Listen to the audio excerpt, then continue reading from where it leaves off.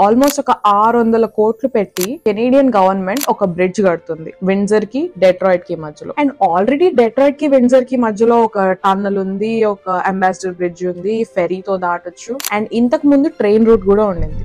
కానీ ఇప్పుడు ఇంత చిన్న ఊళ్ళో మళ్ళీ 600 కోట్లు పెట్టి ఎందుకు ఒక బ్రిడ్జ్ కడుతుంది అనేది మీరు ఎప్పుడైనా ఆలోచించారా? సో ఇప్పుడు మీరు చూస్తున్న విండ్సర్ డెట్రాయిట్ టన్నల్ కానీ అంబాసిడర్ బ్రిడ్జ్ కానీ ఆల్మోస్ట్ కట్టి 100 ఏళ్లు పైనే అయిపోతున్నాయి. అండ్ ఇవి చాలా అబ్యూజ్ చేశారనే చెప్పాలి. With the number of trucks and cars and 10 లక్షల వెహికల్స్ అనేవి every year cross border travel చేస్తున్నాయి. On an average 19,600 vehicles are crossing the border as I am talking now. ఈ క్రాసింగ్స్ అనేవి డైరెక్ట్ గా హైవేస్ కి link చేయట్లేదు. మీరు ఎప్పుడైనా డెట్రాయిట్ బార్డర్ దాటుంటే డైరెక్ట్ గా I-75 కి కానీ I-94 కి కానీ ఈ వేస్ అనేవి కనెక్ట్ ఉండదు. డెట్రాయిట్ బార్డర్ దాటిన తర్వాత ఆల్మోస్ట్ ఒక 5 కిలోమీటర్స్ ట్రావెల్ చేస్తే I-94 కి, వెస్ట్ సైడ్ ఇంకొక 10 కిలోమీటర్స్ ట్రావెల్ చేస్తే గానీ I-75 కి కనెక్టివిటీ లేదు. అండ్ వాళ్ళు కూడా మన సైడ్ క్రాస్ చేసినప్పుడు హైవే 401 వెళ్ళాలంటే ఆల్మోస్ట్ 3.5 కిలోమీటర్స్ విండ్సర్ రోడ్స్ మీద ట్రావెల్ చేసి దాని తర్వాత 401 ఎక్కి వేరే సిటీస్ కి వెళ్లాల్సి వస్తుంది. సో దీన్ని మిటిగేట్ చేయడానికి అండ్ ఈ నియరింగ్ కెపాసిటీ, రేపు ఎప్పుడైనా మెయింటెనెన్స్ వస్తే ఈ రెండిట్లో ఏదైనా షట్ డౌన్ అవ్వచ్చు. అలాంటప్పుడు ఈ క్రాసింగ్ అంతా విండ్సర్ భరించలేదు కాబట్టి they were planning a bridge for a very long time. And ఈ బ్రిడ్జ్ ఏదో నిన్న మొన్న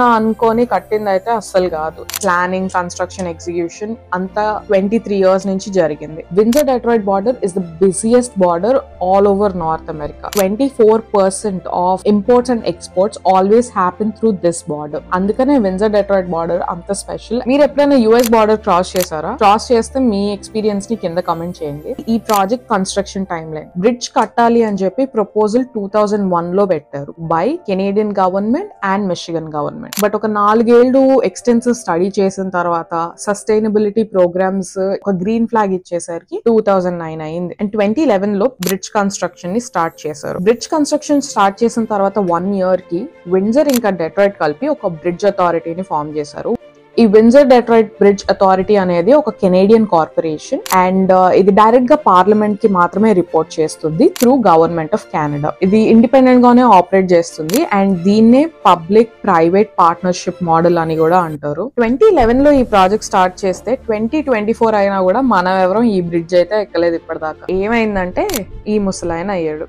ఈయన పేరు మాన్యుల్ మోరాన్. ఈ తాత ఎవరంటే మనకు కనిపిస్తుంది కదా అంబాసిడర్ బ్రిడ్జ్, ఆ bridge owner. So ambassador bridge అనేది కంప్లీట్లీ ప్రైవేట్లీ ఓన్ ప్రాపర్టీ. 2011 లో ఈ పెద్ద మనిషి ఏం చేశాడంటే కెనడా ట్రాన్సిట్ కంపెనీ అనే ఒక కంపెనీని ఓన్ చేసుకుని కొత్తగా కడుతున్న బ్రిడ్జ్ కి అగేన్స్ట్ గా $3.1 million పెట్టి యాడ్స్ రన్ చేశాడు. అదే సేమ్ ఇయర్ లో $33 million పెట్టి మిషిగన్ కాన్స్టిట్యూషన్ ని మార్చడానికి ప్రయత్నాలు చేశాడు. ఎందుకు? కొత్తగా ఈ బ్రిడ్జ్ కట్టకూడదని. అండ్ సేమ్ ఇయర్ లో కెనడా ఇంకా మిషిగన్ మీద మల్టిపుల్ లా సూట్స్ అనేది ఈయన వేయడం జరిగింది. కానీ 2014 లో ఒబామా గవర్నమెంట్ వచ్చి గ్రీన్ సిగ్నల్ ఇచ్చింది ఈ ప్రాజెక్ట్ ముందుకెళ్ళడానికి. అండ్ యుఎస్ కోస్ట్ గార్డ్ దగ్గర నుంచి ఫైనల్ పర్మిషన్ కూడా వచ్చింది. May 14, 2015 లో బ్రిడ్జ్ కి ఏం పేరు పెట్టారంటే Gordie Howe international bridge. Gordie Howe celebrated Canadian ice hockey player who played for Detroit Wings. So ఆయన జ్ఞాపకార్థం ఈ బ్రిడ్జ్ కి ఆ పేరు పెట్టేశారు అన్నమాట. ఇందాక చెప్పిన తాత అంత ఊరికే కూర్చోడు కదా, ఈ లోపల చాలా కోర్ట్ కేసులు వేసాడు కదా. 2016 లో మిషిగన్ గవర్నమెంట్ ఈ కోర్ట్ కేసులు అన్నిటినీ కొట్టేసి ప్రాజెక్ట్ ముందుకెళ్ళడానికి హెల్ప్ చేసింది. కానీ ఇక్కడే పెద్ద చిక్కొచ్చి పడింది. డెట్రాయిట్ సైడ్ బ్రిడ్జ్ కట్టడానికి ఉన్న ఏరియాస్ అన్ని మాన్యుల్ మోరాన్ ఆల్రెడీ కొనుక్కొని తన అండర్ లో పెట్టుకున్నాడు. And he's refusing to sell. Ambassador Bridge కి సమానంగా ఇంకో బ్రిడ్జ్ దాని పక్కనే కడతాడని, ఆ ల్యాండ్ మాత్రం అమ్మనని తను చాలా రెఫ్యూజ్ చేశాడు. బట్ తను ఎన్ని ప్లీజ్ చేసినా కూడా వాటన్నిటిని మిషిగన్ కోర్ట్ ఆఫ్ అపీల్స్ కొట్టేసి ప్రాజెక్ట్ ముందుకెళ్ళడానికి హెల్ప్ చేసింది. అండ్ ఈ ఆగిన కన్స్ట్రక్షన్ అనేది October 5, 2018 లో స్టార్ట్ అయింది. అండ్ మొన్న July 2024 లో దీనికి ఆఖరి రాగం పాడారు.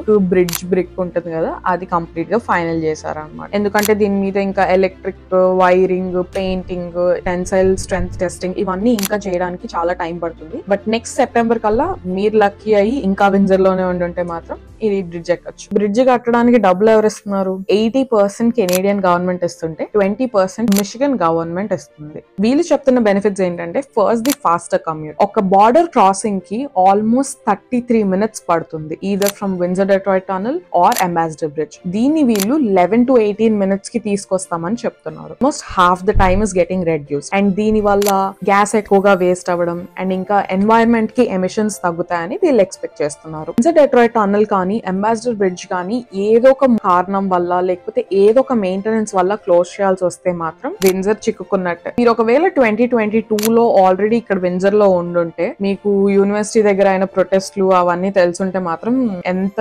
దూరం వరకు ఆగిపోయిందో తెలుసు. అంబాసిడర్ బ్రిడ్జ్ దగ్గర ట్రక్కులు ఆపితే ఒట్టావా వరకు ఆగిపోయింది, ఒకటే రూట్. అందుకనే ఈ ప్రాబ్లమ్ ని కూడా ఫ్యూచర్ లో రాకుండా చూడడానికి ఈ బ్రిడ్జ్ ని ప్లాన్ చేశారని చెప్తున్నారు. నెక్స్ట్ అడ్వాంటేజ్ వచ్చేసి యావరేజ్ క్రాసింగ్ అనేది 19.6K అంటే 19,600 వెహికల్స్ ఎవ్రీ డే అటు ఇటు ట్రావెల్ చేస్తున్నాయంట. సో 2025 కల్లా దీన్ని 26,000 కి పెంచాలనేది వీళ్ళ ఉద్దేశం, faster commutes and business purposes. And ఇంత బిజియెస్ట్ బార్డర్ అవడం వల్ల క్రాస్ బార్డర్ సెక్యూరిటీ అనేది చాలా పెరుగుతుంది అని వీళ్ళు ఎక్స్పెక్ట్ చేస్తున్నారు. ఇంతకీ బ్రిడ్జ్ ఫీచర్స్ చెప్పలేదు కదా. బ్రిడ్జ్ లో 6 లేన్లు ఉన్నాయి, 3 US 3 కెనడా. మీరు బ్రిడ్జ్ మీద వెళ్తూ ఉంటే 853 మీటర్స్ అంటే ఆల్మోస్ట్ 1/2 కిలోమీటర్ కంటే ఎక్కువ మీకు ఏం వెహికల్స్ వస్తున్నాయి వెళ్తున్నాయి అనేది క్లియర్ గా కనపడుతుంది. And this is the largest vision in north America అని వీళ్ళు క్లెయిమ్ చేస్తున్నారు. అంతేకాకుండా ఇప్పుడు ఒక 3.5 మీటర్ వైడ్ పెడెస్ట్రియన్ లైన్ ని కన్స్ట్రక్ట్ చేస్తున్నారు. దీని మీద ఇద్దరు మీరు నడుచుకుంటూ అయినా సైకిల్ వేసుకుని అన్నా డెట్రాయిట్ వెళ్ళిపోవచ్చు. It is